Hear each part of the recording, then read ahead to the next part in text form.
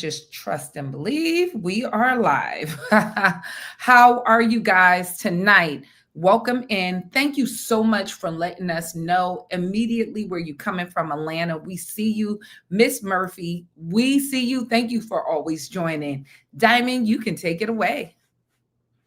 Hello, everyone. Welcome in. Welcome in. Thank you guys so much for joining. As you guys are coming in, please let us know where you are tuning in from. So we have Miss Sonia Richardson, who said that she's coming in from Atlanta. We have Melanie Spencer coming in from Mississippi. We have Miss Murphy, who is always here. Thank you so much, Miss Murphy.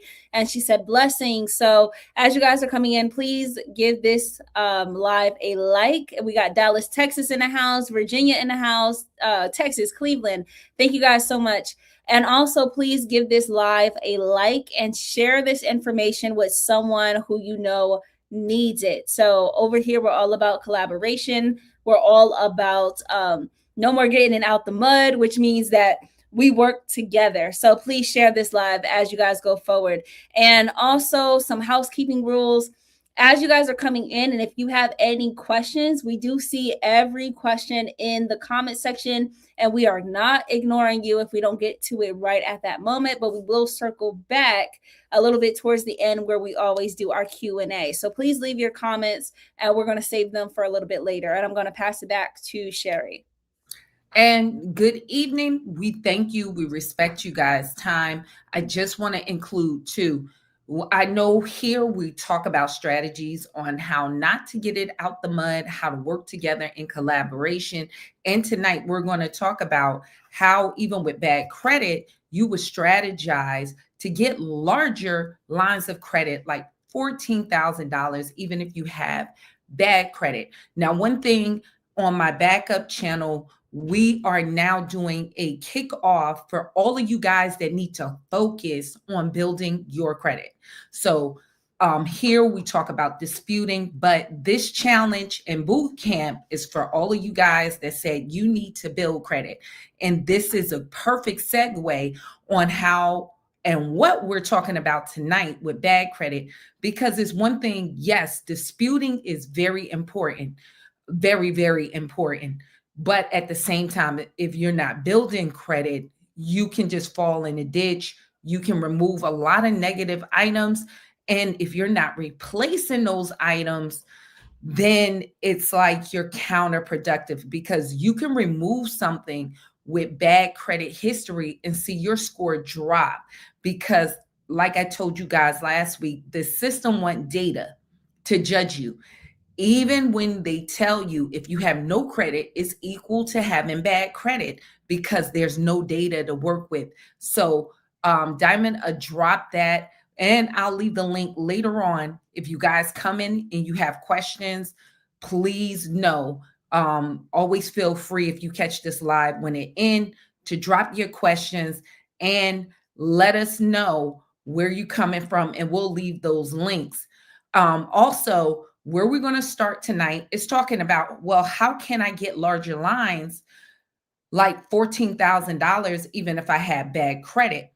And we're going to play a little snippet of, we had a testimonial of one of my clients with the Elite Credit System, and he did the one-on-one coaching. And we want to play a little snippet. We'll also leave a time stamp from last week where he did the whole testimonial, but we're going to let you hear it from him. So Diamond, can you play that snippet? I was actually down in the 400s starting off. I had maxed my cards, just trying to keep my wife comfortable after she was diagnosed with cancer. And then she finally passed in 2022. So I said, the best thing for me to do right now is to file bankruptcy. And I began to file bankruptcy. I gave the lawyer just about $2,000. And then I said, well, maybe there's another way. And so I started looking at YouTube, and I seen a lot of people making a lot of promises, a lot of credit gurus. And then when I saw you, Sherry, you seemed really down to earth, like you weren't really trying to put on a lot of clickbait.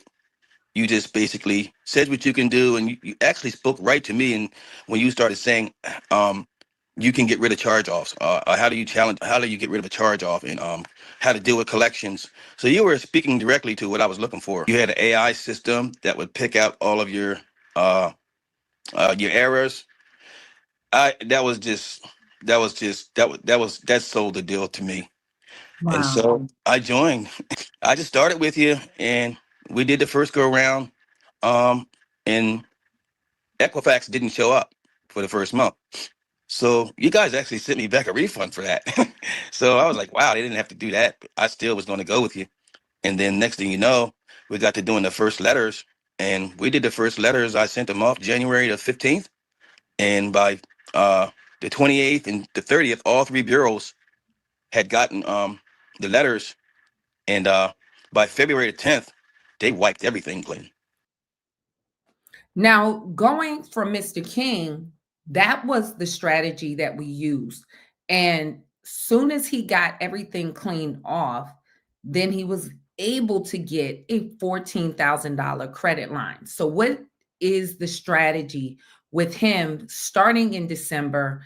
And he said by February, things was cleaned off and we were having problems getting in now with Equifax and certain, even we're seeing even with Experian, they want it's so much identity theft going on, so many data breaches. They sometimes want an extra level of security of getting people's credit scores. So he was slightly delayed with that. So here's the plan that you need to follow. With him, the first thing we did was dispute. Now, the reason why, even where we're talking about his case, he was able to wipe everything off.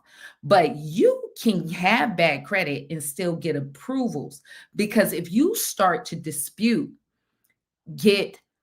sometimes you're going to see, majority of times, when you look at your credit report, this is why it's very important for you guys to look at your credit report. Each bureau might not have all the same information. So you may have a particular charge off, or maybe even a collection reporting on, let's say, Experian, that might not be reporting on Equifax and TransUnion. I see this every day. You may see on Equifax, especially with you people that have student loans, they might not have late payments that you might have had on those student loans, but Experian and TransUnion might have those late payments. So a lot of times, every bureau is not exactly the same.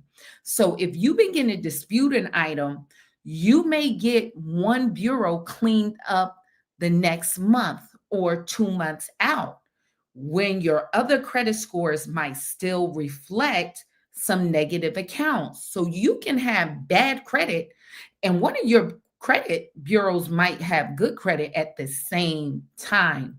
This happens. This is pretty much on your dispute journey, is what it's going to reflect. You're going to get one bureau cleaned up faster than the other bureaus. In his case, everything came off, but it's rare that you're going to get everything off all at one time on every bureau. Okay. So just keep that in mind. You could possibly have your TransUnion cleaned up, and you still might have things lingering on Equifax or Experian. And what you want to do immediately is hit the ground running for whatever you cleaned up. Okay. Because one thing you got to remember, if you know you already got issues, and this is my thing with people, I don't know why it doesn't dawn on them. They'll sit there and dispute, and then they will mold over. I'm going to just say, whine and complain about, well, this one is not cleaned up. Listen, you need to cut that out immediately.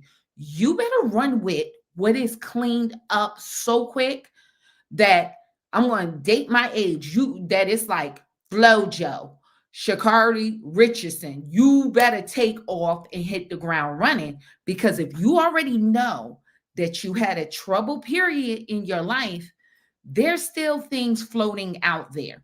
And one thing that the credit bureaus do. Now, it was recently a law passed. If you guys didn't see that last video I just dropped about different updates with credit and some things that got passed in under this administration. One of them is the Housing Privacy Act. And now, when you're applying for homes, what a lot of people don't know, they sell your information. So if you ever been a person that went for a home loan, and soon as that hard inquiry hits you that you're searching around, you'll get a flood of phone calls, and you'll get a flood of negative items such as collections hitting your credit report because they sell trigger lists. They sell your information. They do the same thing, you guys, when you clean up your credit report. So please write that down. You start disputing on your credit report or your credit score start to go up, you'll see things coming out the woodwork, because here's their strategy. They know long as your credit score is bad, you have no incentive to pay them. But soon as they start to see that credit score go up, guess what? People with good credit then would want to pay them because you want to maintain your good credit. So when your scores start coming up, they start selling out that information, the credit bureaus itself, and you will start to see items start to pop up. Okay, so when I tell you, don't sit there and just complain and whine and complain, oh, but this one over here. If you don't hurry up and get your behind to try to get some credit lines, because if you get an approval, many of these credit card companies only pull from one bureau. But if you get approved, it'll report to all three to help build those up while you're still disputing and they don't see the other two for approval. You need to get your behind going, because if you don't, you're going to be real sad when things start hitting your credit report that wasn't on there before. So you want to keep that in mind. Does it always happen? It might not always happen if all those things already hit you. But if you already know, I got some stuff floating out there that didn't, that wasn't on there in the first place, it can start popping up. So you don't want to sit around and let the grass grow under your feet. You want to see, how can I build as soon as possible? So that's why with my strategy, most credit repair companies will tell you, I understand the science. I'm not saying they're trying to really just take advantage of you, because technically a lot of them will tell you to stop applying, because a lot of you guys don't know what to apply for. So you'll go out, just start applying for credit, get all these hard inquiries popping up as they're removing items or trying to get things off your credit report. But that is not the most effective way to build, or the fastest way. Your real prime way, you want to dispute and try to build simultaneously. Because if you just sit around and dispute, that's what happened to a lot of you guys have already experienced that. You sit around, you dispute, something come up, and y'all tell me, well, more stuff came back on. It was almost like nothing happened. And you'll sit your butt there for 2 years messing around with a credit repair company, trying to wait for the last item to come off the last report, and your credit score will not change. And you'll sit there just flabbergasted, like, what? They haven't did anything. Nothing has changed on my credit report. Because if you're not then adding new lines of credit and just sitting around, you're not building in those 2 years. And sometimes when they remove things and things fall off, your score can get worse.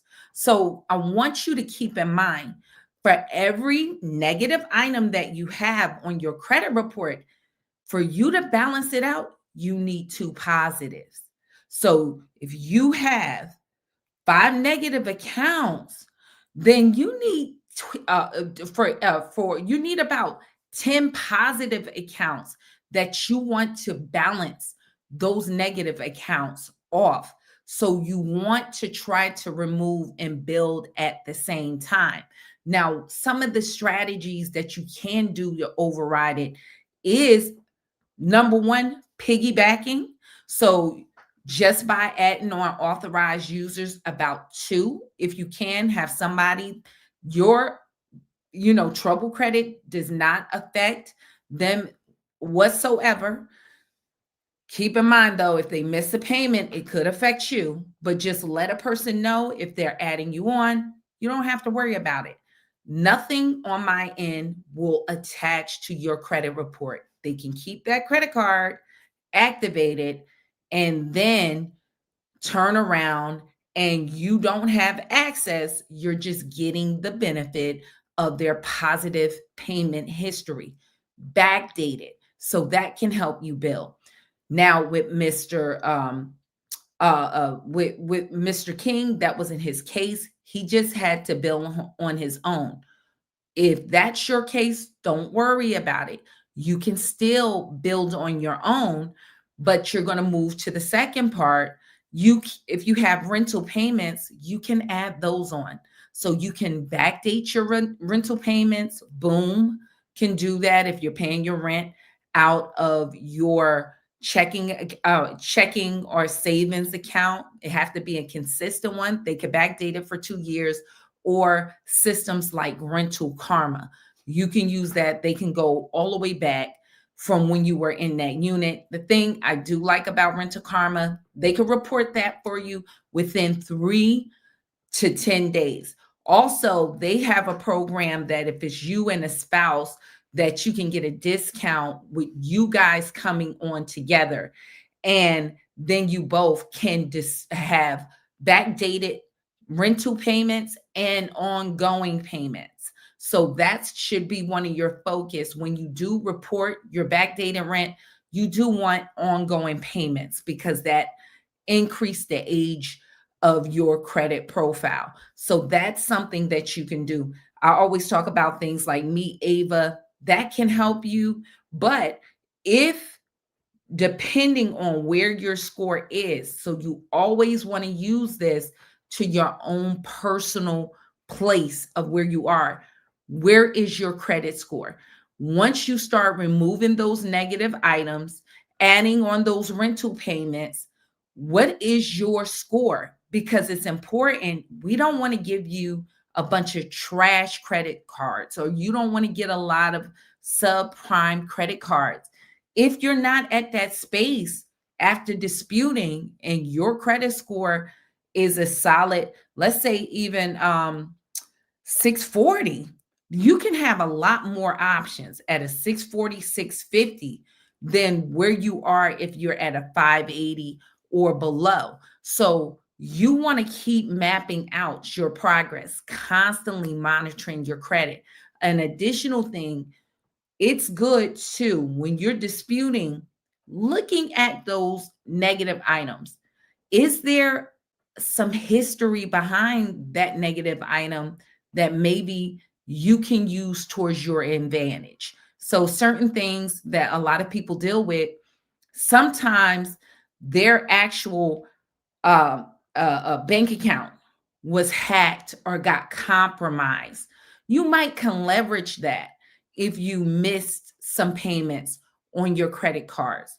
Another one, with that account, did you receive your bills? Sometimes these credit card companies, the reason why they always want you to do your mail online and they want to go paperless, because they're supposed to send you out your billing statement at least 21 days before the due date. That's the Fair Credit Building Act. So with credit cards, they are supposed to, now that's not for installment loans, but they are supposed to, by law, giving you a chance to pay that. So you're supposed to receive that bill 21 days ahead. that can be another stand if you didn't receive it, for you to have a situation where you can dispute that. Or did you get late payments and it was during that COVID-19 because the CARES Act was in effect, and you shouldn't have had late payments reported against you. So you want to try to look at each account to see, can you leverage whatever happened in that situation? Were you sick? Did you reach out to that company? Did you, with your student loans, were you already in school? Because they've been making mistakes like that, that actually hitting people with late payments that were already in school. Or is it any other circumstances, a data breach? Did you receive already a 1099-C? So these are things that you need to look at with each account. Can you leverage what went on with that account? Is it a different way that you can dispute with that? So one of the things that is always important, looking at each account across the board, if even if that account is true in the fact that you owe it, but if it's not wholly complete, 100% complete with the information, or if it's not wholly accurate to what the situation should report, if it's not reporting in that fashion, they do not have a right to report it. You can get it removed. So a lot of people are hit with guilt, like, hey, I know I owe this, but is it accurate the way they're reporting it? Look at the date open. Was that the date? Was that the date of last payment? Is the high balance? Is that correct? Is the balance owed correct? You want to look at that information, because a lot of times, especially if an account defaulted with charge-offs, they re-age that debt. And you can see that when you look at all three credit bureaus for that account. You'll see all the time, one account might say date of last payment, say 10/01/2025. You might see another one that say 11/01/2025, and then the next one 11/01/2025. Then somebody is actually re-aging that debt, because the date of last payment starts the clock for 7 years for it to stay on your credit report. One other big thing he mentioned was talking about bankruptcy. Keep in mind, you guys, with the debt that you have, are you filing bankruptcy to save a property, or is it something like that? But if it's credit card debt, bankruptcies stay on your credit report for 10 years. Is it worth it? And one thing you might not know, when you file bankruptcy, don't think that those accounts don't show up. They show up. It'll say discharge under bankruptcy. So it's not just you're going to have a bankruptcy. All those accounts ain't going away. They're going to be on your credit report, reporting for the next 7 years. And the bankruptcy is going to sit there for 10 years. Are you better off by, if that account goes into default charge-off status, instead of waiting 7 years, you can, or 10 years for this to go away, you might can negotiate this yourself or dispute it off. And then if anything come up, then try to negotiate it. Instead of waiting 10 years for a bankruptcy to fall off, or contending with the bankruptcy and that negative information. Another big thing is debt consolidation companies. A lot of people make this mistake by signing contracts with those companies, and they tell you not to pay your bills. That tears your credit score down, and you're paying those people to tear your credit score down. Then you have a lot of people that then want to dispute it, like, oh, I changed my mind. It makes it very hard when you sit there and you make agreements with third-party collections. That just burns my biscuit, because with them, they don't even have a legal right many times to collect on a debt. So you're talking on the phone, making agreements with people you possibly don't even owe. Okay. That should be a no-no. Some of that collections are some of the easiest things to shake. That's number one. But when you start to pay those, a lot of times they're going to report you late. Especially, I see it a lot when people go with debt consolidation companies. You're paying them and they're tearing down your credit. And I've seen people that sets up plans for like 3 to 4 years of your credit to be torn down, just hitting you late. You better off by letting that charge off go into charge off status and it stop hitting you. Or you can dispute it to stop hitting you. Collections, that's like the worst thing you can do. Number one, collections can't report you late every month because you never had a contract with that company. There shouldn't be an expected late payment. But when you sit up there and you make a agreement with them, now they can report it late and you're paying them, and your credit is still tore down.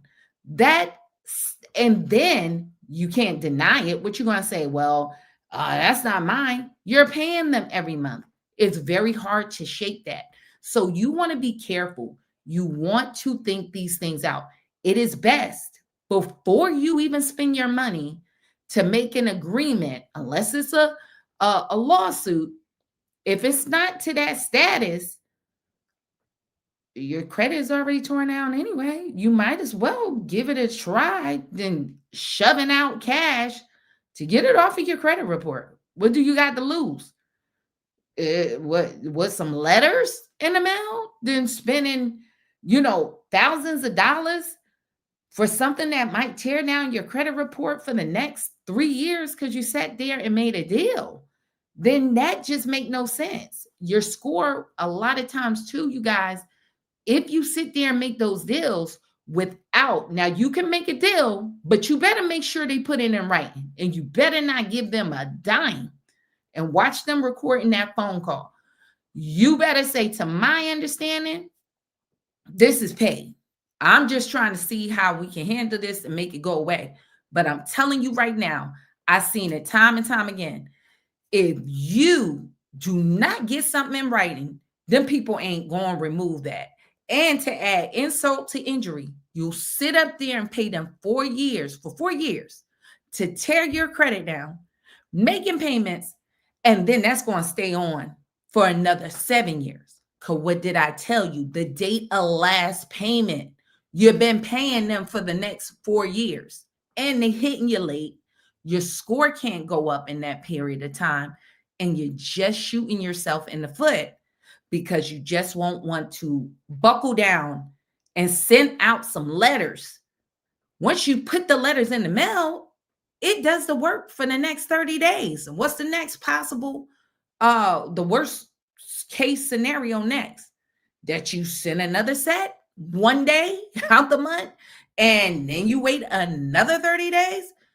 Is better than them tearing down your credit report and you shoving out your cash, and your credit stay down, and you losing your money. You could stack that money then to the side, and in those months can come to them and negotiate. At least you got some cash that you're sitting on without your credit just being tore down. So you're making a big mistake if you at least not trying to dispute that off, because it might come off, and then you figure out, hey, I might want this relationship with Navy Fed. Maybe I can go over there and broker a deal. I'll get it in writing. Or I want this relationship back with American Express. And now you're sitting on some cash that you have. And a lot of times, if that account is already charged off and they've written it off, if they still have that account, they'll take a discount. If it's over a year old, you got to drop it down. If it's charged off 75%, and in 2 years, you need to, your negotiating is going to be at least 50 to 45% less to start on your negotiation.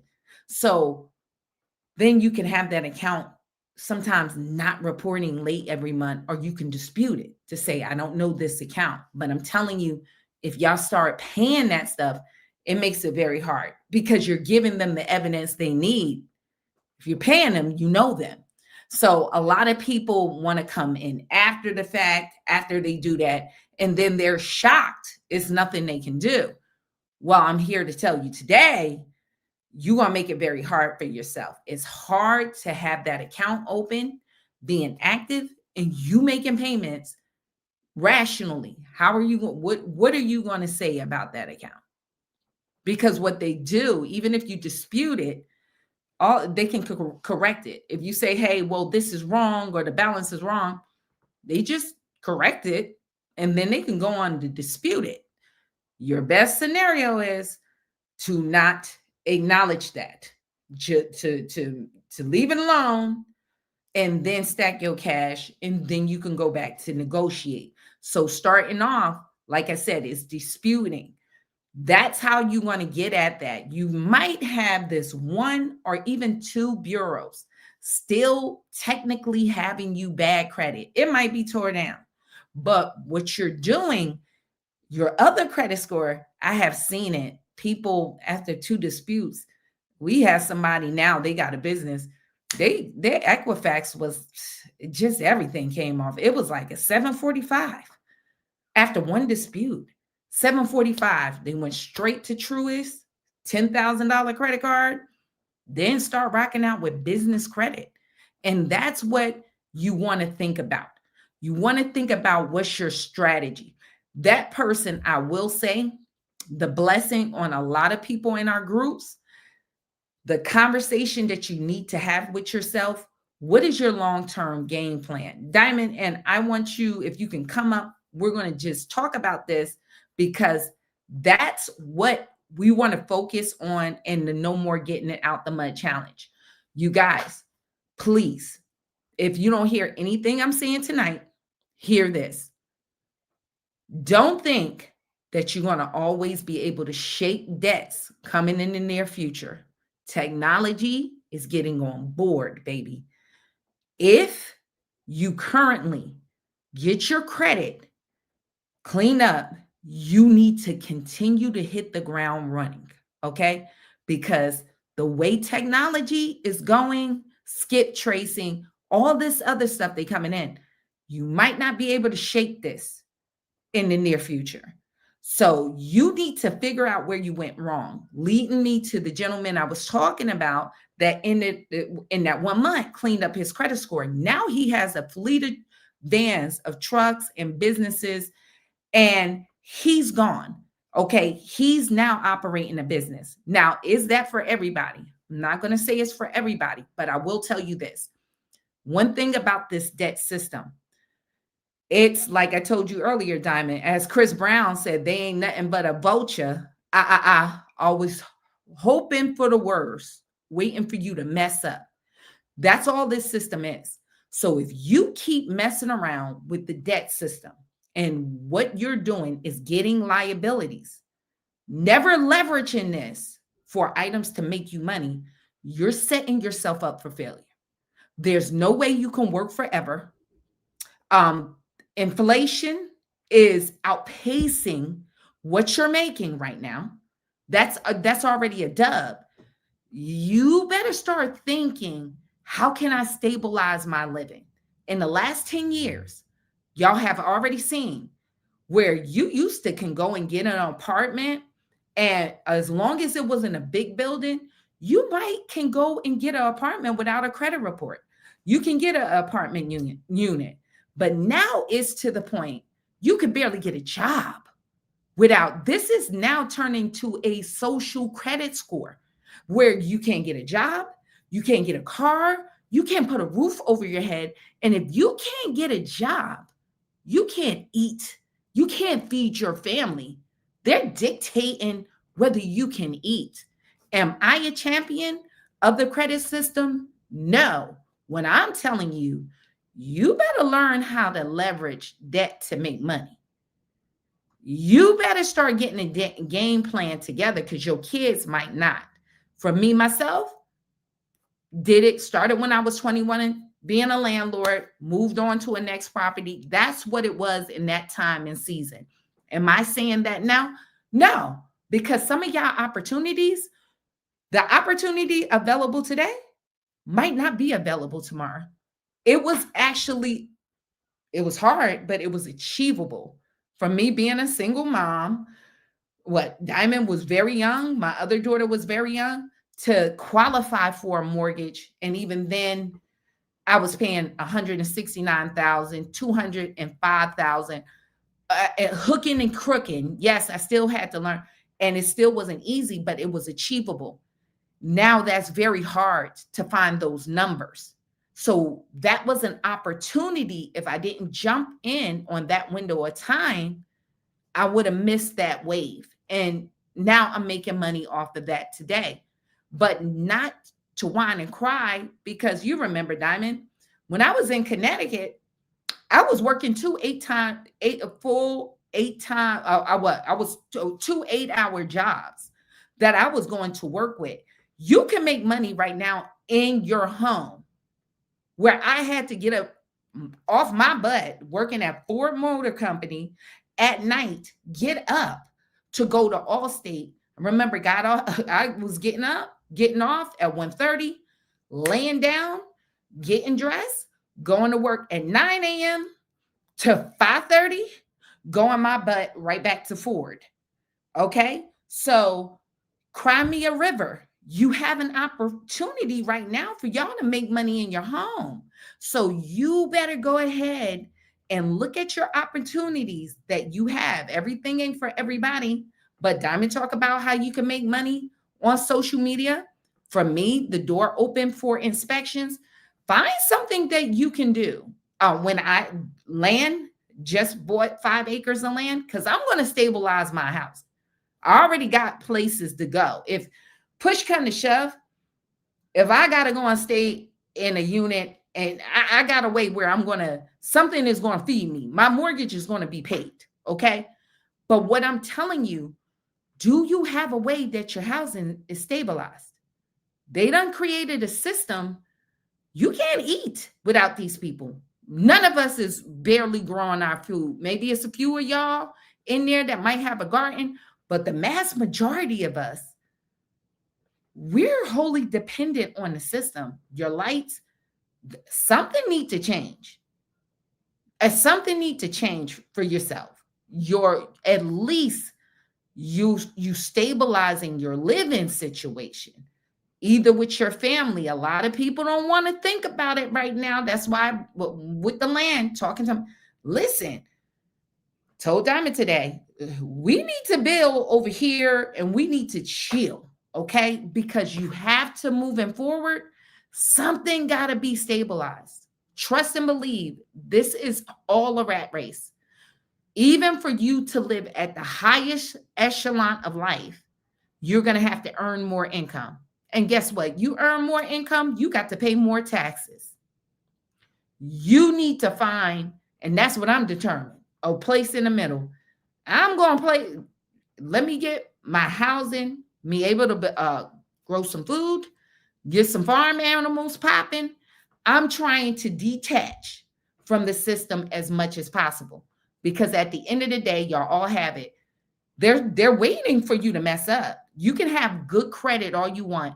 They cut that credit line. How many people experience that? They cut your credit line. You've been paying on time. Tank your credit score. So it's a game really designed for the system to pull the lever. We can't control the economy. We got other people making decisions for us. But then they turn around when the economy goes bad and it's their decisions, then it's on you. And it's like, wow, this is almost now to the point, this is a luck of a draw. Like a lot of you guys in the government, you might have had a steady government job, but because they decide to cut, now you're unemployed. And if you're in that DC area, it's a fallout. You could barely find a job because everybody then going unemployed over there. So is that your fault? These are decisions you didn't make. So moving forward, you have to get serious because your kid might not have a job, or your grandkids, the way AI is going, might not have a job. So I'm just warning you guys, if you clean up your credit report, please, right now, sit down, look at your budget, look over your life and say, hey, where did I go wrong here? And moving forward, I gotta say, a lot of people that have in the system, Diamond, Lawrence, all of these people, they're on a business mindset. And you know what? I gotta accredit us because we talk that way. I don't hear people about too much about credit telling you guys, listen, you need to get another plan. This should not, because it's more profitable for me and Diamond if you keep messing up. I'll be honest. It's some people, they love to live that way. Oh, I clean my stuff up, tear it all down. Some people mindset is there, but I'm telling you right now, and then think you could do it all over again. Reduplicate that I keep crashing out in life and you fix it. Grab your wine, Sherry. Make my credit clean. I'm not Jesus. I can't turn water into wine. You get what I'm saying? I'm just being serious with y'all. I'm being real. Telling you this time around, hit the ground running, because I've been sitting down with people and now they're using Plaid. Plaid is trying to clock your income. Now they want you to take your ID. Some of them want that facial recognizing. Anybody else trying to log into their credit cards and Chase, you want to put your face up in here? These are things that they trying to tell you pretty soon you ain't going to shake this debt. You ain't going to be able to say it ain't me, okay? When they scanning your cranium, your eyes and your face, oh baby, we got you. We got your biometric information. That was your debt. So please, you guys, moving forward, you're gonna have to use now, even I think math that we never had to use prior. Okay, the world is changing, changes now. So moving forward, you want to make right choices because you might not get a second chance. Diamond, you got anything to add to that? No, everything that you said was spot on. So I don't have anything at this point. But that's it. I'm going to take some questions, but that's your math, you guys. Dispute, leverage those credit bureaus that you get cleaned up. Do not let the grass grow under your feet. Because when I'm telling you, they have trigger lists. Soon as your score go up, all these things start popping up. So if you clean something off, get to moving. Be careful with doing those debt consolidations. I have people all the time. Be careful with paying stuff. You guys, I'm telling you, a lot of you, the system want to guilt trip you. Listen, let me just break this down. Even with a charge off, let's keep it 100. People can get mad and say, oh, you telling people. All these people. Your government don't pay their dang on debt. Your president filed for bankruptcy for his over there in Atlantic City. And he said it wasn't me. That's what he said. I ain't never filed for. That's how the world, that's how business get down. And they tell you, you're terrible. If you fool enough to sit there and let these people play in your face, America credit rating just dropped because it's all a Ponzi scheme. It's all about controlling you, okay? It's rules for thee and not for me. We seen that with the Epstein. They doing whatever the hell, all of them. And they was investing with that dude and they knew that they didn't nobody care. That's for you peasants, okay? That's for the peasants, not for us, okay? Think about that. These credit card companies, the whole time, they're charging you 26 with 21% interest. You're paying them, right, on the debt that they got. Then you default, can't pay them no more. They'll pursue you, then they charge it off. They write it off their freaking taxes. Guess who paid for that? Us. We're paying for their debt. They don't have to pay the tax liability. Who's paying for it? You, me, somebody else paying for it. And guess what? They turn around to make more money. You've been paying them. They was getting money. Then they turn around, get the IRS tax credit for it. So they've been identified from their loss, because if you owed them $2,000, write the $2,000 off, they ain't got to pay $2,000 in taxes. It wipes away the debt. But then they turn around and sell that, your debt, my debt, and everybody's debt to a third party. And guess what? They're on the up. It's up and it's stuck. For them, they're making more money. Guess what? The system got it tagged in. As DMX said, when you play with the house, it's house rules. One thing you'll never hear in your life is house lose. That man ain't never lied. They ain't losing nothing. They ain't losing nothing. We seen that in 2008. They went out there, gambled money, packaged up, foolish debts, knew what they were doing. And guess what? Sat in front of Congress and they gave them your money, because they said the banks are too big to fail. So they just gave them just a go ahead and gamble away the money. So this is what Wall Street, BlackRock, and them think. This is all the banks saying. We might as well bet risky because we can't lose. They won't let us fail. They might as well risk your pension. It's all upside for us. I promise you, that is how they think. Go look it up. That's what honestly, they got a point. If I had that lever, imagine you can go to Vegas and bet on all the tables, right? All the tables. And if you lose money, you don't lose money. Only if you hit, then you can take proceeds. You win. There's no loss for you. That's what they made it for them. There's no loss for them. It's only loss for you. That's it. So they don't take accountability. None of them ain't go to jail. It was just, hey, we made some bad decisions. That's it. And guess what they did? Gave them our tax money. That's it. But when it came down to that mortgage crisis, how many people lost those homes? And it was them writing the bad debts. They didn't.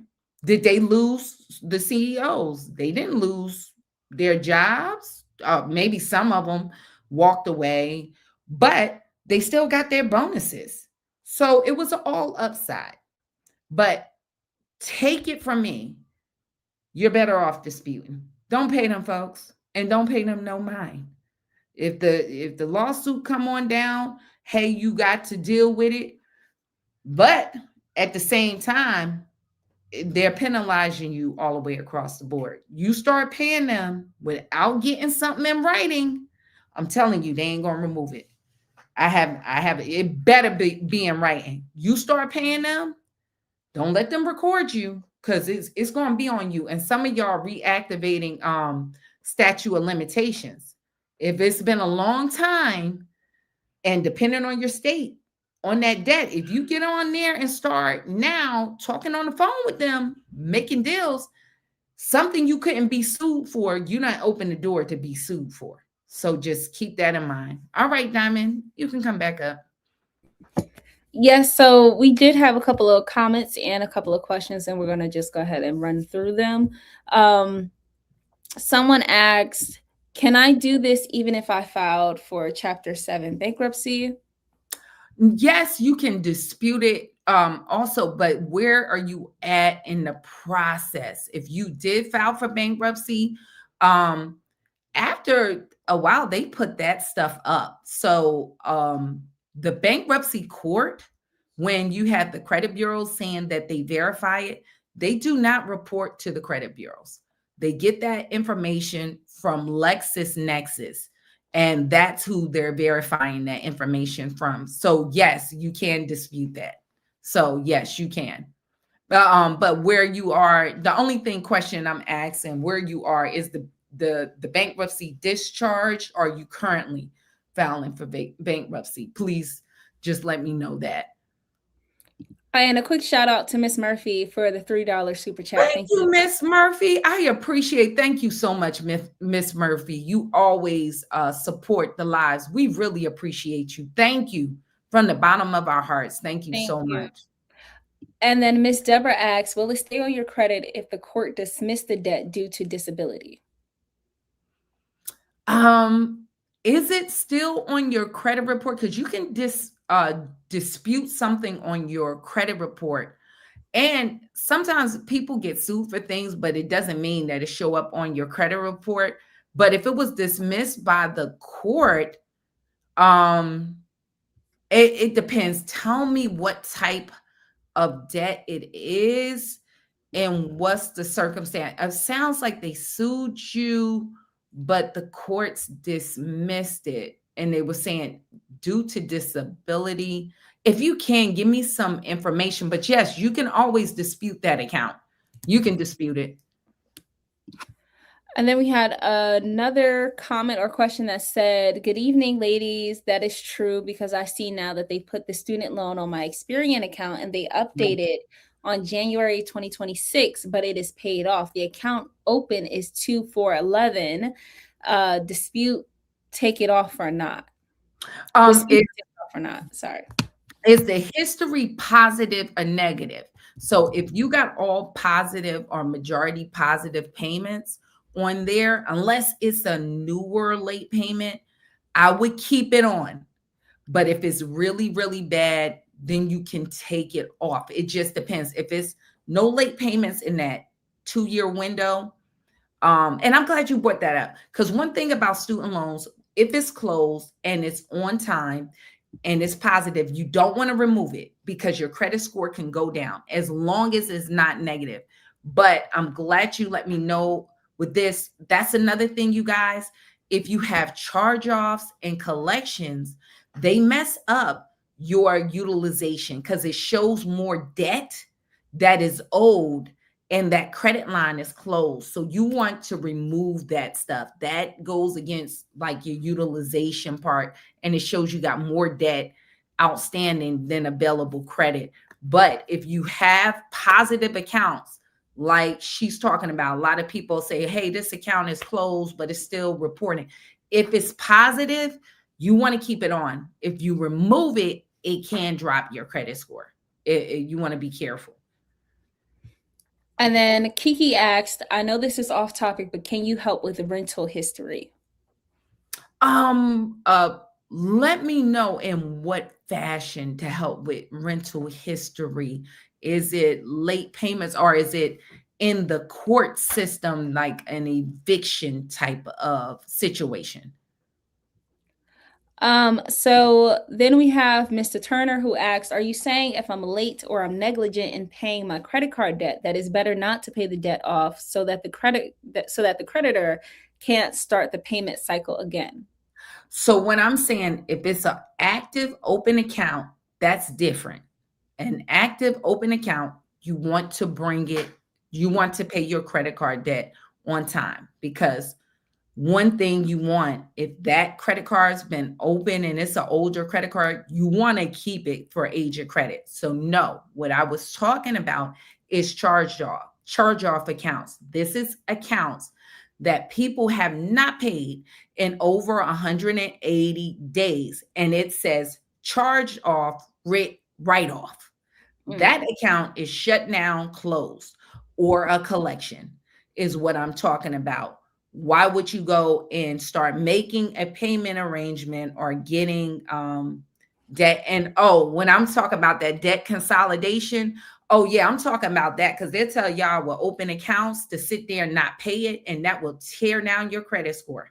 Okay. And it's going to get charged off anyway, because what they're going to tell you, don't pay it, then it get charged off.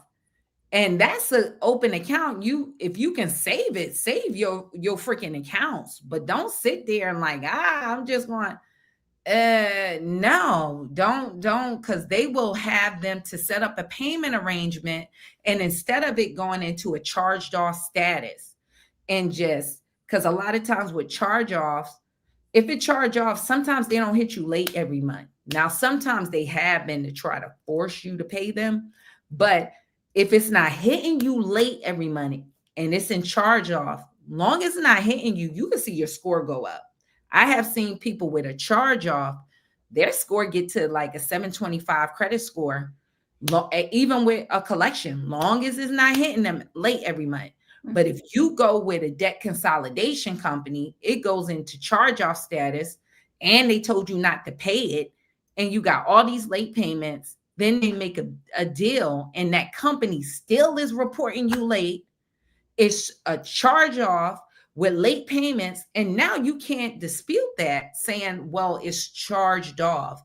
There shouldn't be any more late payments being reported because it's in a charged off status. There's no expected payment date due anymore because they charged it off. They wrote it off. You don't have that defense because you just made a whole different deal to pay them and now give them the right to report it the way they want to. So that's what I'm saying.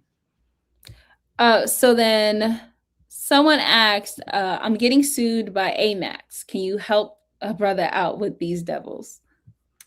You getting by American Express. If you can't email me so I can get the details on the situation. If you're being sued, you always want to make sure that you reply to the summons, because you don't want them to get a default judgment on you. I don't, I'm not an attorney. This don't constitute legal advice, but what I have done before, as y'all mentioned, I countersue. And I don't only countersue American Express, I countersue the president, vice president, and get some customer service names to countersue. So if you suing me for $10,000, I'm suing you for $11,000 for defamation of character, because in that case, if I owed it, no, that interest rate ain't right. That's not what I signed up for. When I got this brochure in the mail, it was 0% interest promotion for 24 months. They don't send that to you certified mail.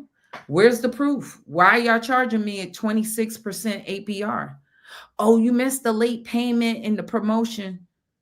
Nah, y'all accredited my payment as being late when I paid it on time.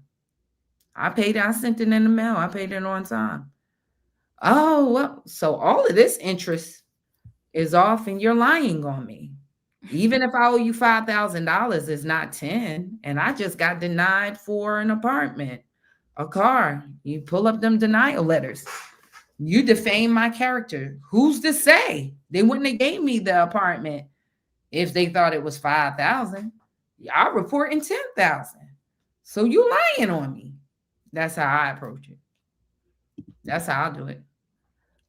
I mean, that's how I have done it in the past. That's not legal advice because you need to talk to an attorney.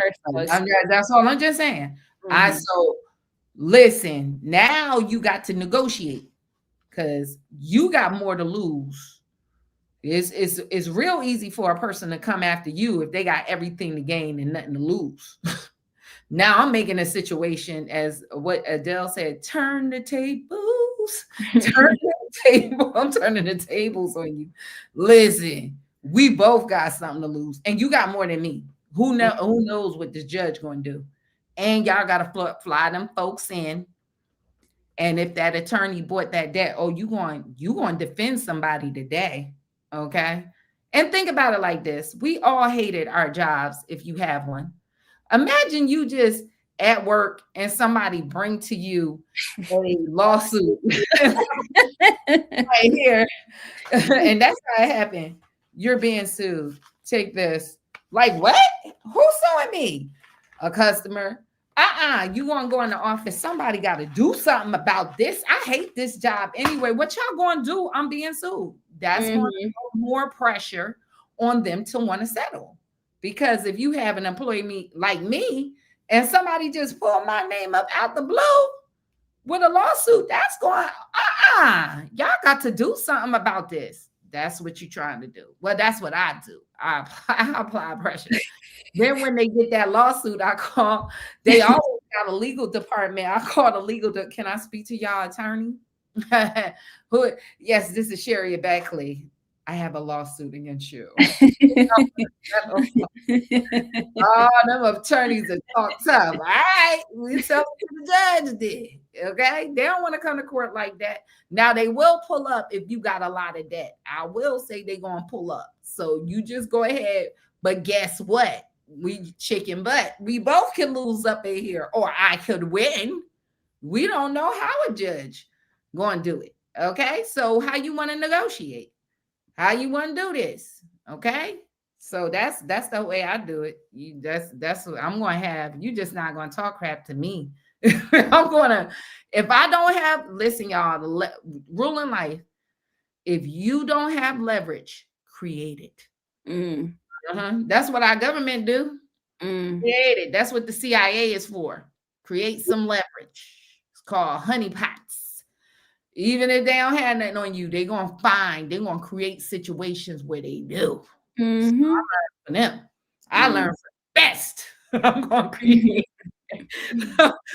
to create something. Okay. There we go. So we have a comment and a question from Jay Lavon. So she said, that is so true. A debt popped up from 2017 via a collection agency. They reported that it was assigned 2024 after I purchased the home. They had the nerve to report it late. I disputed it and then it was deleted. So then her question was, can you dispute debts listed under 2019 Chapter 13 bankruptcy that was discharged in 2023? I don't know when the last payment was made. But if it was discharged, Chapter 13, it can report for 7 years. But yes, you just need to attack the public reporting of the Chapter 13 discharge. And they list all of that, bankruptcies all over the place. They might not even have the exact court. It might just say Maryland. It has incomplete case numbers, all of that. So you can dispute that. But once you dispute that public standing, then it's easier to remove the accounts attached to it, because it now when it says discharged through bankruptcy, that's not mine because I don't have a bankruptcy here on my credit report, and so those come off easier. But that's how you would do that. I mean, just to make it clear.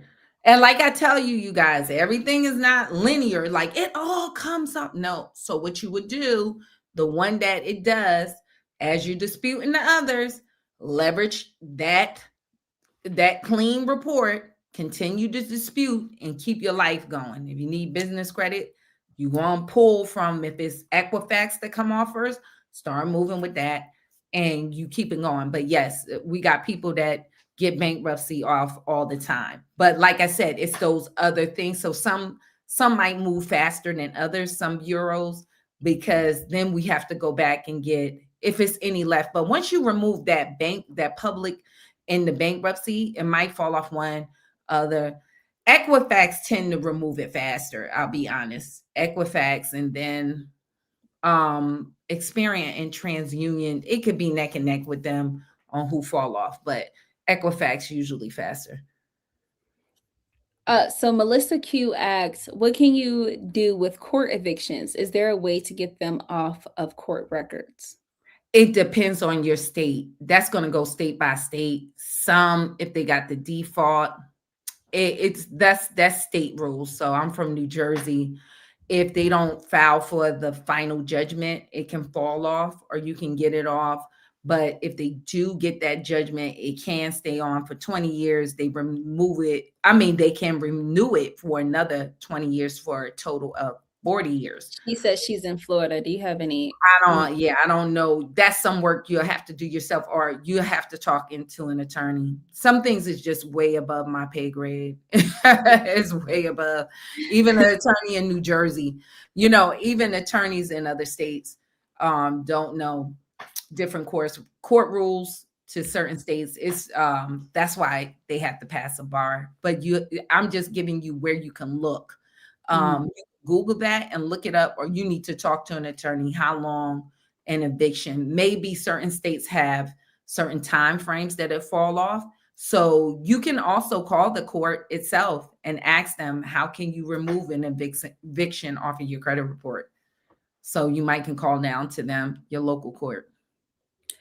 So we have another question that said, okay, so if I have a charge off reporting as late, how can I get that removed from my report? You can just dispute it, dispute the charge off. Can you talk about how the Elite Credit System can make that disputing process easier? Well, I would tell you first to come to the meetings or sit down with me in a meeting and let's get some information on the particular charge off. Like I was saying earlier, if you have certain circumstances, another thing you can go also to see, is it a 1099-C on that? Did they discharge that debt? So you can go and find out if that debt is discharged. Sometimes they don't send you that in the mail. Then they discharged the debt. They wrote it off. They discharged it and sent it to you for the tax liability. Then it's not owed anymore. So it's, I'm telling you, if you join the Elite Credit System, either you can come to the Saturday meeting, or if you want to meet with me one-on-one. If not, you can just dispute it. This is not mine, unknown account.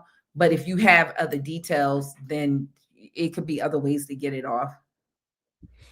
So I did just drop the link for anyone that wants to do a 101 with Sherry. And just to let you guys know that anyone that joins the live, we actually have a special discount code, and the code is LIVE. So when you click on that link that I dropped in the comment section and you go to checkout, you just want to put LIVE in all capitals, LIVE, and you guys can get a special discount if you're already an Elite Credit System member. We actually have a major discount for you. So you just want to email us so that we can verify your information, and we'll give you that discount code. And yeah, with charge-offs, and like I said earlier, with any account, look at it across all three of your credit bureaus. See if you find any inconsistencies, because if it's inconsistent and it's not accurate, then you can dispute whatever is reported on it. But I will tell you, first start off, it ain't mine. Okay, it ain't mine. It ain't mine. But it's important to you guys. You need to clean up that data on your credit report. That's why I said, even with us going through the walk-in, coming through the Saturday meeting, that's what I look at. So I'll go in and look at any data, any incorrect names. We need to look at old addresses. And I ask you the question, where are you living now? Where is that? So it's other details that you can shake this stuff off depending on your situation. So this is why we do the meeting. I can look into your situation, or if you need a one-on-one, we could do that. But that's what the benefit of the coaching is. I can see it, then me and you can have a conversation, and we might find some additional stuff, and then I can look at certain things on your report that you might not be seeing, and especially if you give me information. So somebody today, that's what we were looking at, late payments, and it was under the COVID time. They had late payments reported, so that was under the CARES Act. And that came out like, oh, well, that was under the CARES Act. These late payments shouldn't be here. So that's what I'm saying, having the conversation with me, then I can get more, we can get more fact finding on that particular situation. Rosemary said, I disputed my stuff using an AI dispute service and nothing was removed. They just updated the information. Do I just pay it now? What items did you dispute? What system did you use to, and how long did you dispute it? Did you remove addresses? Did you, what did you do? So because you use the AI, and that's something else that's part of it, you guys. What we're saying too, the fact finding, the information. I think more too with my system, I'm involved in the system.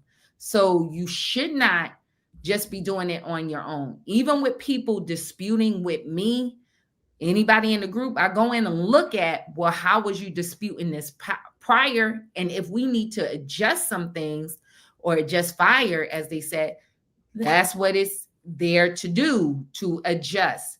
So you want to clean up your personal information, you guys. That's a big thing too. We need to clean up your personal information, because here's the thing. How do they know Sherry Beckley? My name is common. Some of y'all might be Mike Jones or Stephen Jones or whatever Jones, something that's a common name, right? So if you have a common name, how do they distinguish you from somebody with that same name? So you looking at people that somebody said Mike Jones is great. Mike Jones.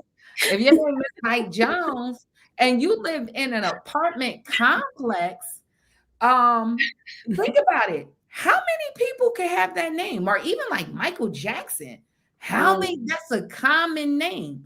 So you might live in a big building and somebody got your same name in that building. So how they tell you from the other person is personal data. That's why they like those old addresses. So they track, well, this Michael Jackson lived at this address and this one lived over here and here. So a lot of y'all, this is why y'all see these names on your credit report. It could be spelt a little different than you. They're merging your credit report with somebody else.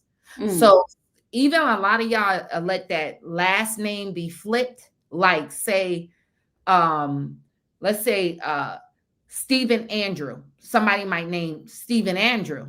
Now, if they have it flipped on there, Andrew Stephen, that's a whole different person name. You don't need to let that sit. You need to get all clean that up. So a lot of that, why a lot of people get good results, we work on cleaning that up. You want to deal with that at the same time. So if you don't know how, join the system. That's all I got to say. If you want to plug it on your own, then time is money. Time is money. And like I keep saying, if you want to step over dollars to pick up pennies, the Elite Credit System is $39.99 a month. Well, to be clear, Rosemary said it wasn't the Elite Credit System that she used. I know. I'm saying I just want not for you. I want to put that out for everybody else. No, and I know that even with our system, it's still the human interaction. Like we'll tell people, if you having problems, even with us, please don't sit there and just waste your money. Come and let me look at it and let me get some information from you guys. No, I'm trying to emphasize, even with the because it does the heavy lifting on some sides where it'll find things that maybe the human eye can pick up. I just personally, I can do it, but this is why the prices even of my consulting, where we giving y'all the discount. If you're in the Elite Credit System, to sit down with me, the discount is way different than somebody I got to comb through your credit scores. You get what I'm saying? So that's why if you're not part of the Elite system, people that's part of it know the discount is totally different. It's way less than half, because it already sorted the information. The thing is, if you guys just send me your credit report, now I got to take time to find where this stuff is on your credit report. And I give you an instant, like, and it'd be like, I ain't gonna lie, I'll be looking at my own stuff. Like, it's like, if y'all send me things, like somebody recently, they had a excellent credit report. This person credit is excellent. And I had to really, because if you're not even looking at like Experian back office, I can see things off quicker because you have things, but they had really large credit cards, and I had to go through, and they had a longer, robust account history. And that's another thing, y'all, with student loans too. And Diamond, you might have seen this because you had student loans. People might have tons of student loans that like duplicate over and over again, because when you go and sit down, so I got to go through that. Like, so it take time. This person, I'm telling you, recently got really good credit, but couldn't figure out why this one credit report was down. Come to find out, they had a balance on one card and they had larger open credit cards, and it was sneaky because it was like it's some balances over here, but I had to go through each account. I'm like, this is your problem here, and it's not live for me. So if I'm looking at it on paper, it just don't stand out. Now I gotta go through each, and they thought one of the situations an account was open, but the account that they were really concerned about was closed. Actually, it really was closed. And their issue was what they didn't even know was this particular card. And I was like, no, I'm telling you, this is your problem. And lo and behold, when we sat down, I was like, you see that? Because one thing y'all got to understand with them credit cards and your utilization, it's when you see it on Experian, you might see your overall, what it says, overall average utilization might be 20 to 10%.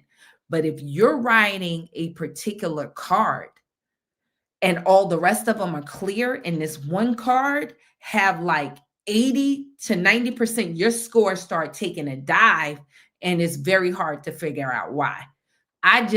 Because we got people, so many people in the system, and over the years, I just know data. I'm going to be able to catch stuff that if you don't do this every day, you wouldn't really see. But that was their thing. So what I'm saying, it's the human aspect involved with the AI software too. So that's part of the system too, where you don't discount. You really got somebody that can see it.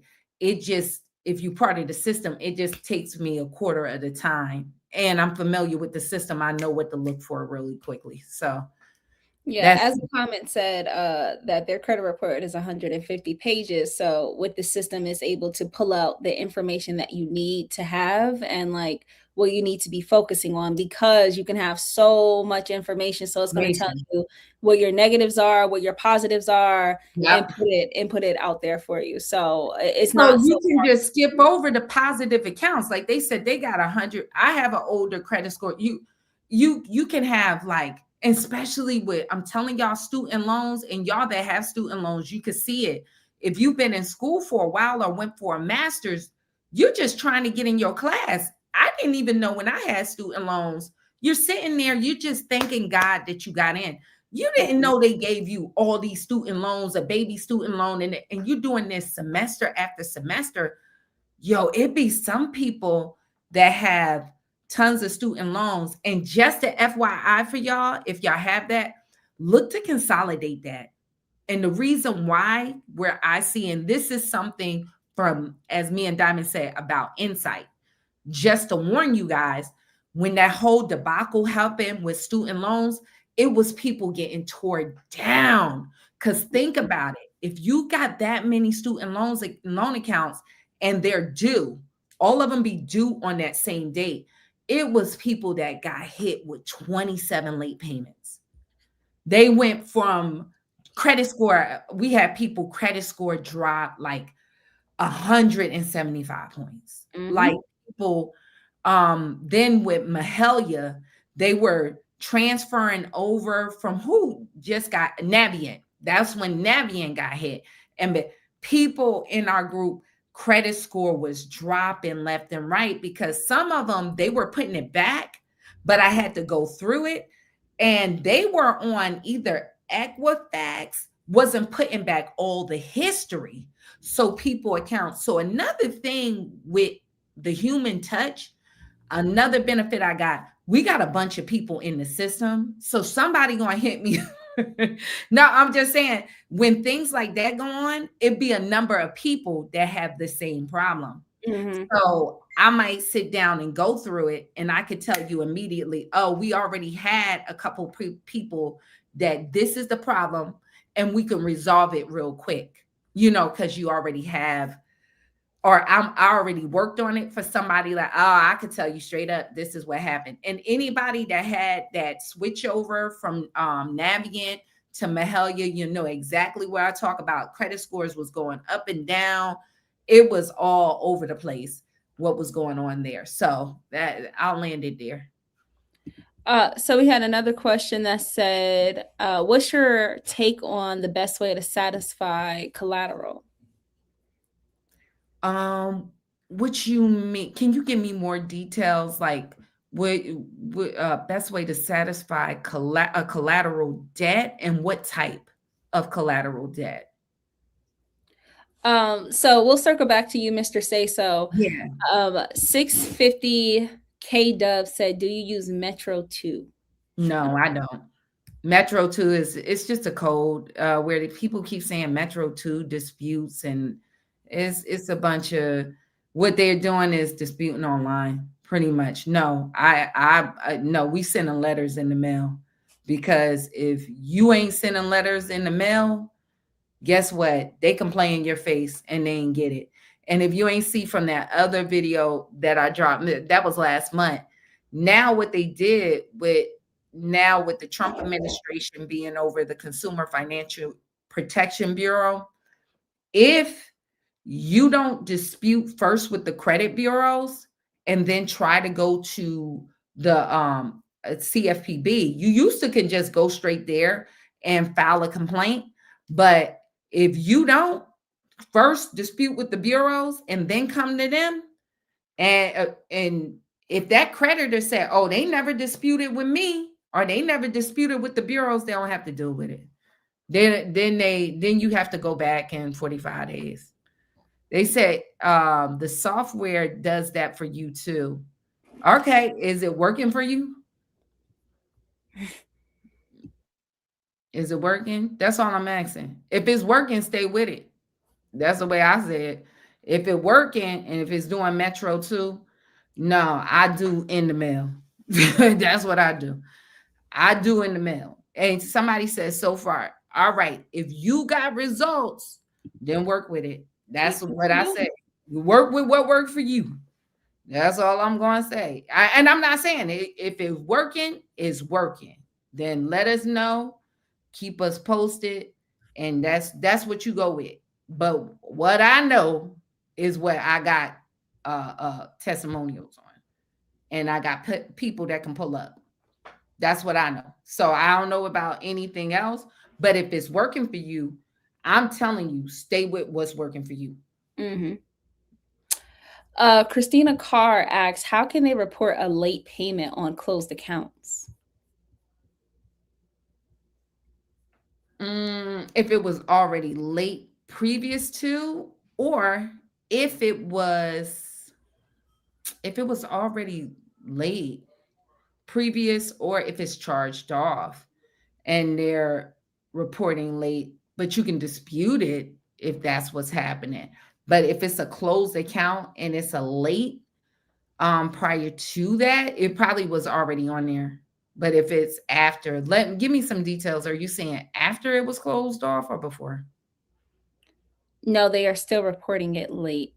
Oh, okay. It's charged off. Then you dispute it. So Rosemary said, after my disputes was sent, the credit bureaus emailed me and said that they got my dispute, but they believe it wasn't authorized by me. Can I still proceed to file that complaint with the CFPB? She also did mention prior to that with the company that she was using, that they were sending the letters out on her behalf. So that might be the issue. The problem. That's the problem. And that's another thing why we put letters in the mail. Because little do you guys know, when you have credit repair companies sending disputes for you, they already have a software to see that right there with that post stamp, where it's coming from. So make it make sense. If you live in New York, why would your dispute letters be coming from Florida? If your address in New York, and that's part of the situation, because in the FCRA, not even an attorney have a right to dispute for you. That's where they can call it frivolous. You only have a right to dispute for yourself. So that's another part that we discuss, why you should put your own letters in the mail, because then that's what you'll get over and over again. and it'll say frivolous dispute. You're working with a credit repair company. That's part of it. And another thing that we use, I can't say with nobody else, we use affidavits. That's another thing. So if they pull that, we use an affidavit, but you still want to use mail those letters coming for your address. All right. I go to conferences, me and Diamond, and we had somebody from TransUnion. That's how they tracking a lot of that. Another way that they tracking a lot of your information is being correct. Most of that information that they got from you come from the big four banks. So if you bank with Bank of America, Citibank, Wells Fargo, Chase, that's where they get a lot of their data. So make sure sometimes if you have charge or little things going on, you should go with a smaller bank too. But I'm telling you, that's what you're going to get. If you work with a credit repair company and you getting a lot of that and they sending out them letters for you, that's why. They have already software that read where that come from. Rose, I'm going to take one more comment from you. I'm mad at myself because I couldn't find your YouTube for the life of me, but I ended up finding it a month later after I signed up for the other software. Even if you're with another software, you can still sit down for a one-on-one service. And it seems like you need someone to look at your personal situation and to answer your questions. So I'm going to leave the link to the personal one-on-one coaching. And again, if you guys use the code LIVE for everybody that's on the live tonight, and it's a limited time code, you guys can go ahead and book a one-on-one appointment, because it's not too late to get someone or to get Sherry to look at your information for you. So you don't want to keep going down the same path. That's another thing I will tell you guys. The longer you dispute, right? Sometimes the harder it gets. And you don't want to keep changing up how you're disputing, right? So always, I'm going to tell y'all, always, that's why I always tell people send it certified mail. We actually had somebody in his name Rock, he'll come, Rock could tell you, and it was the same thing. He was a little frustrated that he had some accounts, and somebody truly did with him and his situation. It was some just information on his credit report that shouldn't have been there, but he was disputing. And I told him, I know you did the work, but you got to slow down. We got to do it again. Send your dispute certified mail. So he got some disputes in. Then he was able to take it to an attorney, and the attorney in 4 months got him paid because of the evidence that he had. So when y'all disputing online, or you not sending it certified, you kind of wasting your time, because this is not like just doing BS. I never do any situation. I use strategy. So I'm playing to win. I'm not playing to waste nobody time. That's not my angle.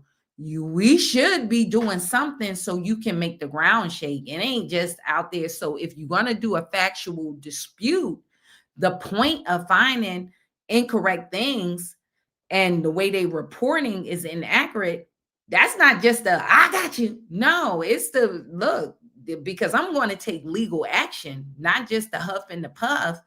You want to be able to have a avenue and to catch them on something. But if you're doing it online, if you sending it non-certified mail, I'll ask you, and y'all comment back. You're doing online and you're not sending certified. Where's your proof? Where's your proof of when they received it? Because they get 30 days to investigate. Well, how are they doing that time frame to get it back to you if they're sending you an email? You're shooting your own self in the foot, Because no, make them put it in the mail. If they don't get it back to you and do that investigation in 30 days, they got to delete it. If they say, oh, no, it's good, and you still got it on your credit report, you want to show some kind of way where you legally did that, where you sent this out legally. Certified is for your legal standing, so you can have evidence of it. Or if not, what are you really doing? You just wasting. I mean, what are you really doing? People can do whatever. That's just my way of thinking it. What are you really doing then?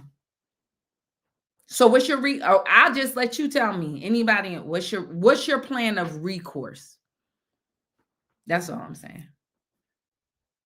That's it. We did have another question. Give me one second. I lost it. Someone said, I had a charge off when working with a debt relief program and got IRS form and say that I have to pay taxes on it. Why?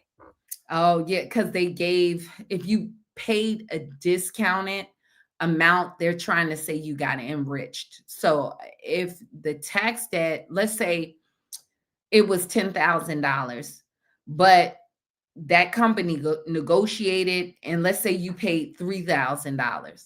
Well, they're saying the tax liability of that, what, $8,000 difference, you got to eat the tax liability. That's what they're saying. You got an enrichment, so you got to pay the taxes to the IRS. Yeah. They was doing that in that foreclosure era. If y'all remember that, when people took out mortgages on their home or those second mortgages and pull cash out and end up going into default. So, Diamond, somebody requested also the one-on-one link. If you go up. Yeah, I put it in the chat. Guys, if you guys are asking for the one-on-one link, it is in the chat. Can you guys let me know if you see it in the chat? I have been placing it there. And if you're having a hard time finding it, then after this live, it will be in the description box as well. And FYI, for just like her situation, take that to your accountant. They do that too. If you get, a lot of people get student loan when they got those discharge for being disabled or whatever. A lot of people were still getting that 1099-C for the rest of that. So yeah, give that to your accountant, and your accountant can work that out depending on your income and how they can file your taxes on the best way to work out your numbers. Thank you guys for your feedback and letting me know that you do see the link in the chat. I really do appreciate you guys. So we're going to take one more question from Mr. Say-So. He asked a little earlier, I understand when debt goes to collections, which I believe is equivalent to a charge-off, one could either dispute for inaccuracies, or if sold, other hand, I know some people reconsolidate for lower. Now, a collection and charge-offs are different, right? So a collection is usually when it's with the original creditor, you haven't paid that account in 180 days, they can charge it off. All right. Now, the key difference, if you have a charge off and you look at, so I'm glad that you brought that up. If you look at your credit report and that charge off still have a balance, if it says $10,000, let's say to American Express, they haven't sold it as of yet. Usually when you see it says 0 and you'll see it as a collection somewhere else with that balance, then they sold it. They generally, if it says at the bottom, it'll say charge off, debt sold. If you see that, they sold it to a collection company. So the original creditor no longer have the debt. But sometimes you guys might see it's a collection for $10,000 and that charge off still say $10,000. That's a violation of the Fair Credit Reporting Act, because if you owe $10,000, now they got a charge off for $10,000 and a collection with a 10,000, you saying I owe $20,000, that's a violation. I don't. So if you see situations like that, you want to dispute that because that's a violation. I don't have $20,000 worth of debt. But those are the difference. The difference is the collection company is third party. They have to prove they have a legal right to collect on the debt. So the law of contracts work like this. You have to give the original creditors, since you are in contract with them, the right to sell the debt. So a lot of times when you sign in for your car loan, or if you ever bought a home, why you got to sign your life away and they sell that debt, you're giving them that right. Where did you give the right to the original the original creditor? Where did you tell them they could sell that debt if it's a credit card? Most people do not, when they get that credit card in the mail, it comes with a contract. Majority of people do not sign and send it back. They don't. They just start to use the card. Now, what the attorneys say, oh, well, it's because you used it. It's like a cab. If you use a service, and then, but the cab have a posting of how much the trip will cost and how much the rate is. The problem with credit card companies, they don't send that certified mail to you. That brochure can be different. Like I said earlier, how many of you guys signed up with a credit card and had an introductory rate of 15 months, 0% interest? A lot of times they might change up on you. They might see something on another card. You might have been late, and then that happened. You was late on another payment, and then they'll turn around and cancel your introductory rate over here. Was that in the brochure? Did you put that in the rules?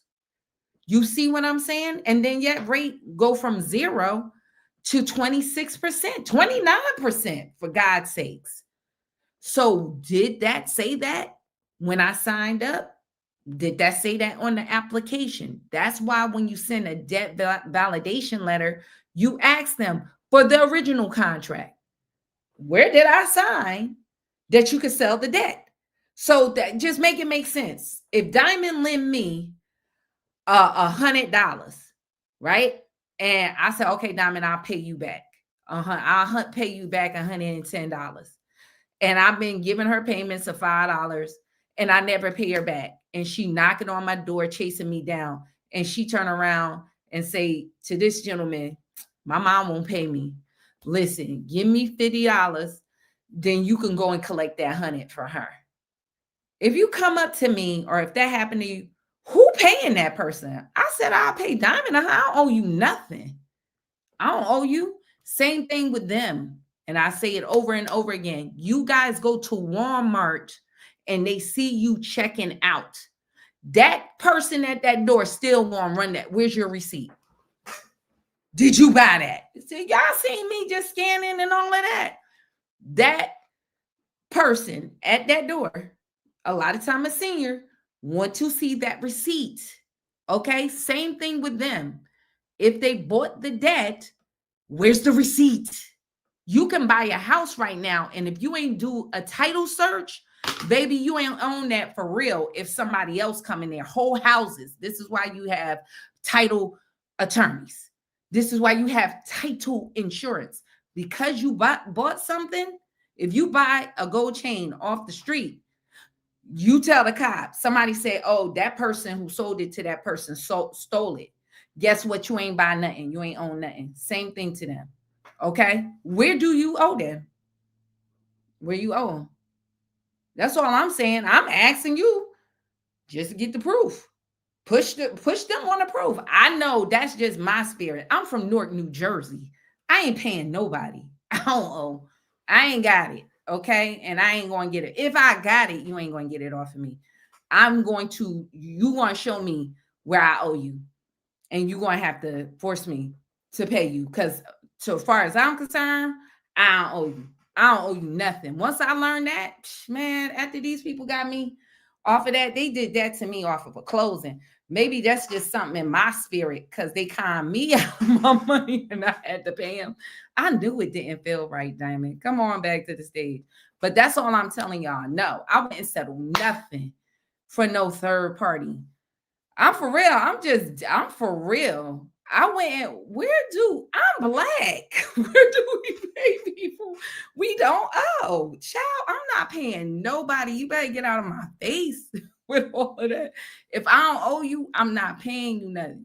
That just feel like a shakedown in my spirit. I'm not going to it.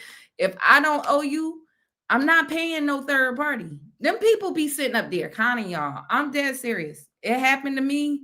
And I'm pissed to this day that them people got that money out of me. They just hit me when I was closing, but I knew I ain't owe them. And they do this all the time. I bet you y'all had Verizon. You could have paid these people, and here they come back again. Like, you owe them. Like, where owe you a third party? I ain't doing it. I'm not. Somebody said work. I'm not paying them. They just had me over the tape. They had me in a bad position. I couldn't close. And I couldn't get to the bottom of it. So I was going to blow my real estate deal, but I'm still mad that I had to pay somebody. So all I got to say, y'all, third-party collections, don't do all that. I'm just telling you, don't do that. Don't do it. If I was you, I'll make it shake. Sue me or not, I'm going to make it shake. I'll let you. I know you got to go down there, but I'll let you go.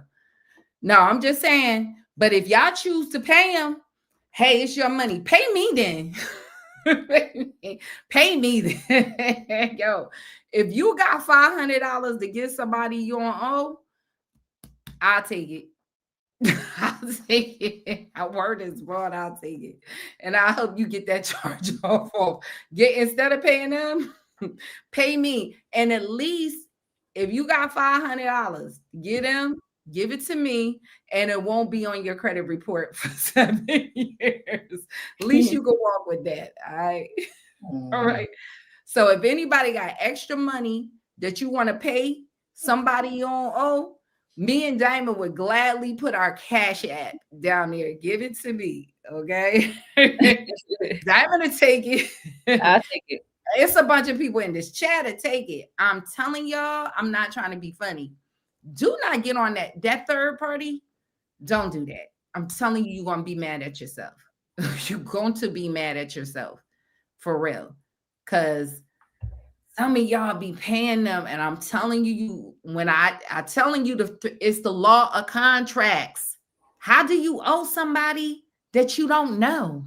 That they ain't give you an Uber ride? They ain't give you just be paying people like that? No, somebody gonna have to show me. I don't even know you. And what you should do when you send that debt validation, I make a copy and I put fraud. That's mail fraud. That's misrepresentation. You're using the mail, and I could call the postal inspector on you. I used to work for the postal. If you don't owe that, you're using the postal service to defraud me out of money. Show me where I owe you. That's it. Where I owe you money. You can't show me a bill and tell me I owe you something. I ain't doing it. For real.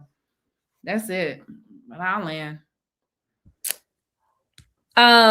So just to clarify, it was 2 comments about the one-on-one call. So someone said, number 1, what comes with the $79 call? First of all, we do have a discount code that we've been giving out all live. Another person said, so is the 45-minute call what I have to purchase in order to find out how to get high limit credit cards? And you must be late to the live because we give out free information every live.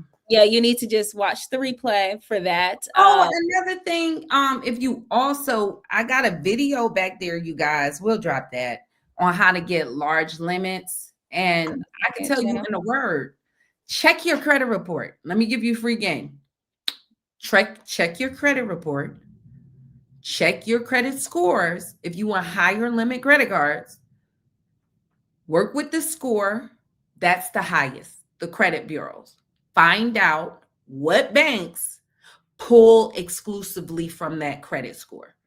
Do your research. If you already defaulted on American Express and your TransUnion is clean, you ain't got no business going to American Express. You see how that's common sense? If you owe a person money, don't go back over there asking that person for money. You see how we work out this math? It's just common sense. So if I owe Diamond money and now I'm in a jam, I shouldn't go back asking her for money because it's going to be no. Okay. So that's how you want to do it. So you got to know your credit reports, you guys. It's not hard math. Look at your credit report. Look at who you defaulted. Because I'll be honest, a lot of y'all might go through a hard period of time, trauma, and you don't remember. So if it's a Synchrony bank, you don't go back there. Do your research. Make sure whoever you're going to apply to, soft pull, pre-qualification, and make sure they're not underwritten by the bank. So for instance, if you owe Synchrony Bank money, if you had Care Credit, you should not go and apply for the Walmart card. Because guess what? Who writes for the Walmart card? Synchrony Bank. So most likely, if you got a charge off or collection by them, they're going to tell you no. Okay? So that's number one. Number two, find out what's the credit requirements of that bank. So if you got a 580 credit score and your TransUnion is clean and it's still at a 580, guess who pulled from TransUnion? Bank of America and also Amex. But with a 580 credit score, you should not be going to Amex. You get me? Because they're looking for, at their lowest, 650 with certain cards, but primarily 580. So we shouldn't be going over there because they're going to probably tell you no. So you want to research and find out those that will accept that 580 credit score. Okay? If you guys need help with that, if you're in the elite credit system, hit me up. I'll look at it and I create lists for you. If you need help with that, either join the elite credit system and I can help you with that. And I can pull you out a list. I ain't got my phone with me. I already got a pre-made list for every company. But just to give you, with TransUnion, if you get over that 6, the Apple card. That's a good one. Go and check out Apple, and they'll show you your line of credit beforehand if you qualify for that, if you got an iPhone. So that's one. It's a couple of them. But that's how you do it, you guys. Remember, banks only trust other banks. So you want to get larger limits. I already told y'all. Furniture accounts. That's a good place to go. But importantly, you want to go with your strongest score. All right. That's the overview. And you should dispute, because just like the testimonial in the beginning, 1 dispute, 2 disputes, he cleaned his whole joint up. 400 credit score, up to a 700 in 2 months. But keep playing around if you want and keep trying to figure it out. I ain't got time. If you got time, step over dollars to pick up pennies. And he got a $14,000 credit card. Let's do the math on that. If you invest $40 a month, 2 months to get a $14,000 credit card, let's play a game. Is Mr. King in the positive or is he in the red? $80 for 2 months to get a $14,000 credit card. Y'all give me the answer. Is he in the positive or is he in the negative? Positive, negative. Positive, negative. Is his life better for spending 2 months? And I'm upset because if y'all checked out Experian, I know because I pay them for my credit scores every month just for the hell of it for some reason. But I just need real-time information. It's $29.99. So with the elite credit system, $39.99 goes to your credit scores. Majority of that. Okay. So figure out where you can get your credit scores less for that. So if I got to do the math for you on that, you're not good for the system. I swear to it's going to be hell working with me if you got to figure that out. We probably won't mesh.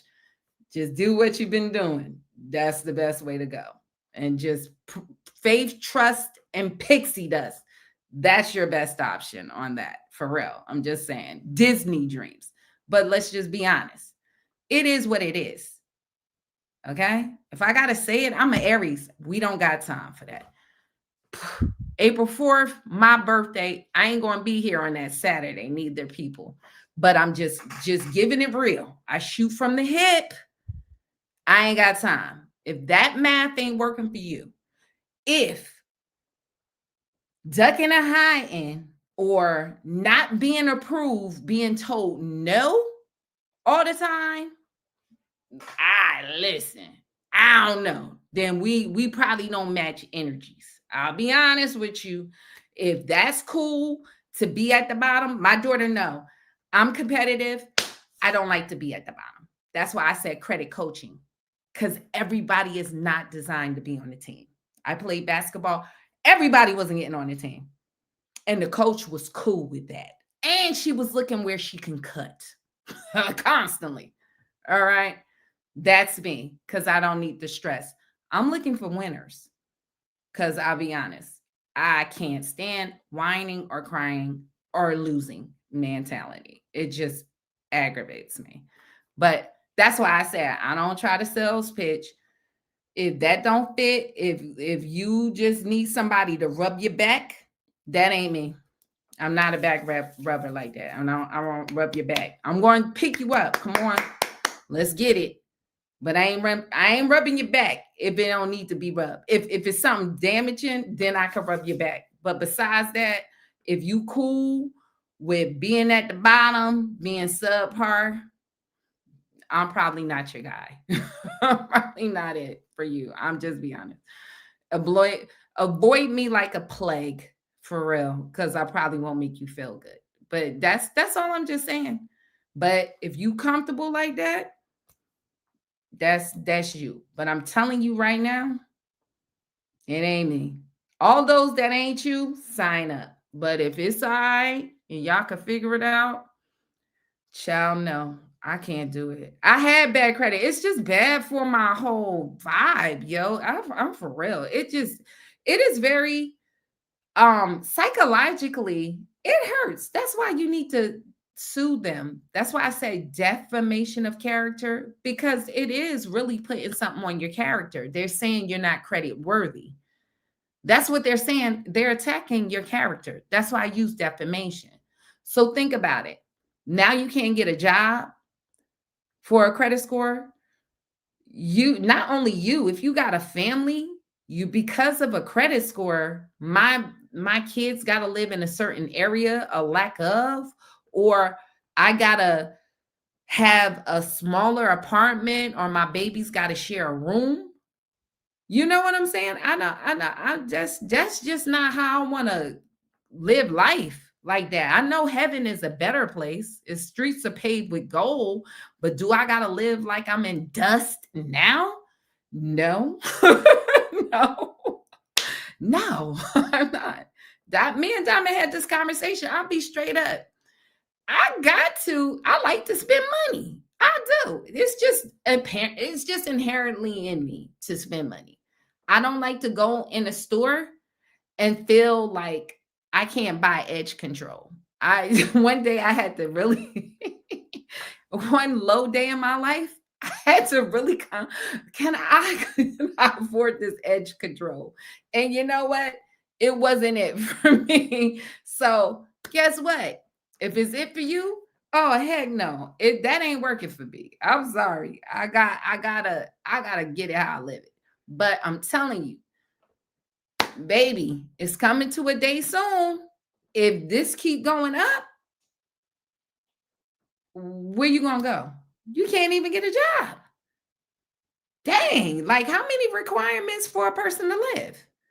You can't even drink water right now without a home or at least a go ahead to get some water.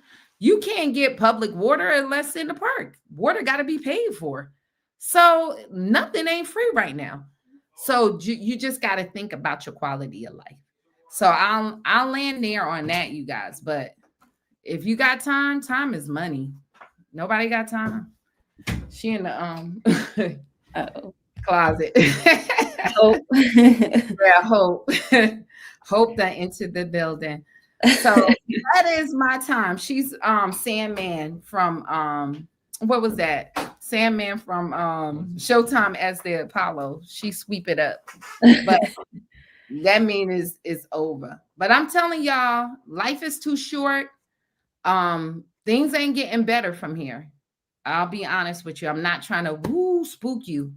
Listen, if you seen after the pandemic, prices going up, food is high. How much can we take? Everything's going up, but your paycheck. They're not increasing the rate of pay. They're cutting jobs. Something has to give. Mm-hmm. Something got to give. And so what it is, whether or not start trying to work together as a family, see who you can work with, because at the end of the day, nobody can work together until people get desperate. A lot of people can't live with their mama until they get evicted. Or I can't live with my children and then something happened, they get evicted. Now you got to live with your children. Why before things don't get, extremely tough, why don't you work together now? That's my thing. And try to recoup. All right. All right, everyone. Someone had asked when do we go live? So we go live every single Saturday night at, I think it's 9 p.m. EST. Except for next weekend, we will not be here, but we will be returning, I believe, the week of the 11th. I believe that's when that next Saturday is. So this weekend, what's the calendar? I don't have my phone. Look at your phone. Is next next weekend is the 4th, and then the weekend after that is the 11th. So we'll be back on the 11th. So the weekend after Easter. Dang. Okay, yeah, we won't be here next weekend, you guys. It will take. Hold on, this is the last weekend. Dang, is it? Mm-hmm. Oh my God. Oh wow. Time. Y'all see how fast time go back? I thought I had another weekend. Oh, okay. Well, I'll see y'all on Tuesday if y'all there on Tuesday on the other channel. Tuesday Unfortunately, nights on the second channel, and I'm going to drop the link for that. If you guys could please subscribe to the second channel. It's called Money Talks with Sherry and Diamond. And Sherry will be going live every single Tuesday night. What is it? Are you going live at 8 p.m.? Yeah, it's going to be 8 p.m. Eastern Standard Time, because I know it's a work time, and I know you guys probably need to get in the house, but then you got to get to bed. So we'll be talking about building credit next week. The 4th is my birthday, so I'm going to take a day off, y'all. I'm taking a day off across the board, and it is Resurrection Sunday. So for Easter, if that's what y'all call it, I call it Resurrection Sunday, Good Friday, whatever you guys, if you are observing Passover, whatever it is for you, we want to respect to the holiday. Thank you guys so much for the happy birthday wishes. Thank you so much. And I hope you guys, since we're not going to see you, I just got notified myself. I had it on the calendar. I hope you guys have a wonderful whatever you celebrate religiously in that holiday. Resurrection Sunday. Whatever you call it. Some people say Sunday. Easter, some people be like, no, it is Resurrection Sunday. It's about Jesus, Resurrection Sunday. But ain't nothing else to celebrate. Some people it's Passover, isn't it? It's Passover, right? Sure, but this ain't Hanukkah and Christmas. We're gonna celebrate the Passover is Passover. I'm saying it's different. Let's say a Christmas holiday, you could be like, oh, whatever you celebrate, because you could celebrate Hanukkah. Nah, it's Jesus rose again on the third day. He did rise on the third day. But oh, thank you, Miss Murphy, again for the super sticker. Thank you so much. Thank you. So and said each happy birthday. Thank you. Each own To happy each his own. He's saying to each his own. it's Happy each his Sunday. own. But yeah, see, that's what I'm saying. Some people it is, I don't know. I don't know. Resurrection Sunday, Sunday. y'all. I hear you. Jesus is Lord to me. Hold on. Where is Jesus it? is King. Jesus is Lord. Jesus is King. But some people are going to do, Passover, whatever you guys. But we know it is that time. So spend time with your family and whatever you do to honor. We want you to do that and enjoy that. So thank you so much. We appreciate you guys. Listen, from the bottom of my heart, y'all been rocking with us since what, January 4th this year? Mhm. And we've been here every Saturday. So we're going to miss you guys. I'll miss you guys on that day, but we really want you to enjoy out of everything. Enjoy your time with your family. Life is short. This credit thing ain't nothing but a thing, you guys. Please focus on how you can do something forward. I want to see you guys do the best from the bottom of my heart. And I am concerned about the economy. Try to stabilize your living, because it doesn't look like, it's so many things going on, and it always, but the cost of living is really getting out of control. So we all need a plan. And if anything, if you guys get to a better spot, we're community, so we can help one another. So we want to see you guys win, because y'all might need to help me. Y'all might need to help me if y'all have some kind of, skill building or something like that. You never know.